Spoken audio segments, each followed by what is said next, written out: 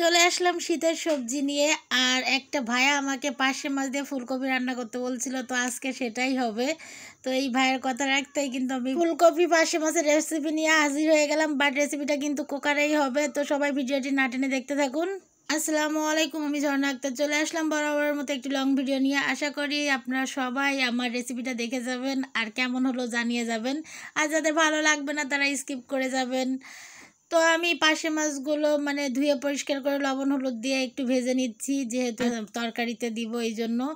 এদিকে আমি প্রেশার কুকারে মশলা বসাই দিছি, যে মশলাগুলো আমরা দেই আর কি, আদা রসুন পেঁয়াজ আর কিছুই না, আর লবণ হলুদ কাঁচামরিচ তো আছে। আর এখানে আমি একটু টমেটো দিব পরে। আসলে শীতের সময় সব তরকারিতে একটু টমেটো না দিলে জমেই না। আমার তো টমেটো ছাড়া তরকারি অতটা মজাও লাগে না। আমি টমেটো সিজন হইলেই টমেটো শুরু করে দিই খাওয়া। তো এই জন্য, আর আমি কিন্তু সমস্ত তরকারি কুকারে রান্না করি, এই জন্য আমি কুকারে রান্না করাই দেখাচ্ছি।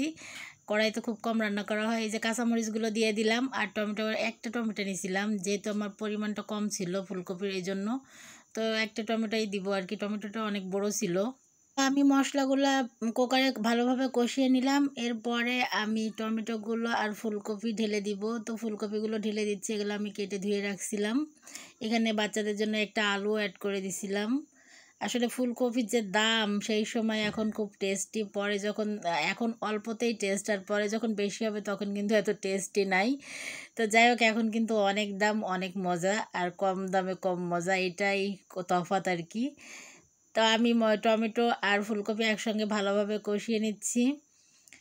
তা আমার মতো প্রেশার কুকারে এভাবে কে কে রান্না করেন জানাবেন। আর আমি কিন্তু মাছগুলো এই কুকারের মধ্যেই দিয়ে দিব, কিন্তু একটা মাছও ভাঙবে না। আমি আগেও এরকম টিপস দিয়েছিলাম, দেখাইছিলাম, আজকেও দিতেছি। আর পার্শে মাছ কিন্তু অনেক নরম হয়, যার কারণে একটু কড়া করেই ভেজে নিয়েছিলাম।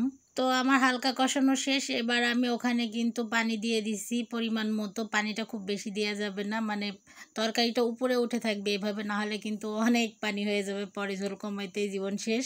তা আমি এই যে এই পরিমাণ পানি দিছি, এটাই এনাফ। তো এরপরে আমি মাছগুলো আর কি দিয়ে দিতেছি। দেখুন এই মাছগুলো কিন্তু এভাবেই থাকবে আমি বায়াসি দেওয়ার পরেও।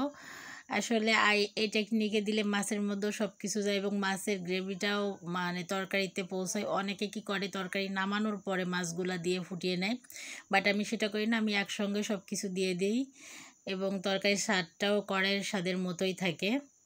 তো আমি প্রেশার কুকারের মুখটা লাগাই দিচ্ছি। ঢাকনাটা লাগানোর পরে মানে আপনারা 3টা সিসি দিলেই আনাপ। তরকারি যে কোনো তরকারিতে আমি 3টা সিসি দেই আর কি। তো তারপরে দেখেন আমি কড়াইতে নামিয়ে নিছি, সিসি দেওয়ার পরে দেখেন কত সুন্দর কালার, মাছ কিন্তু একটাও ভাঙে নাই, মাশাল্লাহ। তো এই ছিল রেসিপি, কেমন হলো জানাবেন। আল্লাহ হাফেজ।